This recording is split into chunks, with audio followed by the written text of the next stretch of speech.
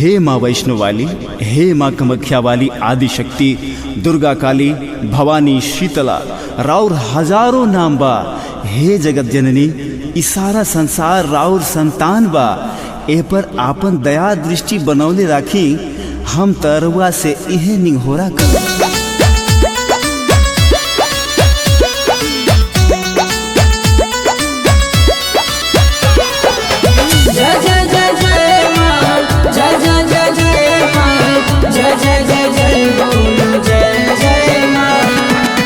जय हो काली बखोरापुर वाली, बसल कमरु खसान हो।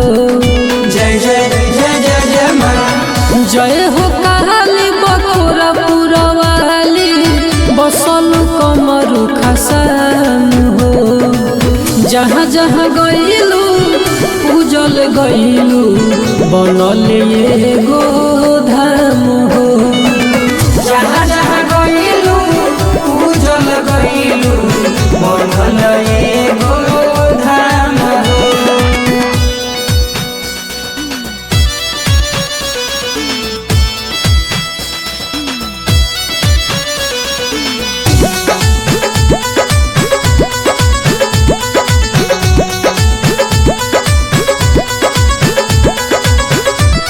थावे में रह के ये माई, रहसु के तोरालू। कटेरा में जाके ये मैया, सबके उबरालू।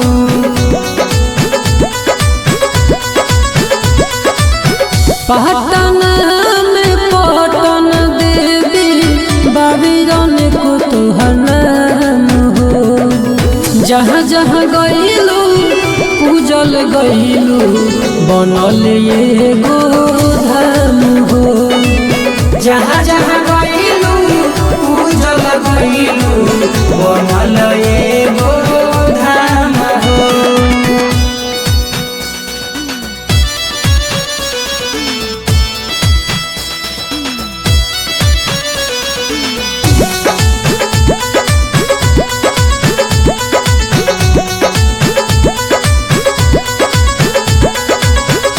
अंबिका भवानी यामी, तारा चंडी माई हो।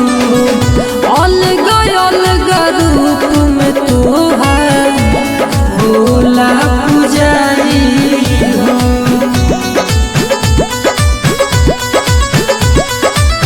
अनुज करन के जिंदगी संवरलू, करे तोहर गुणगान हो।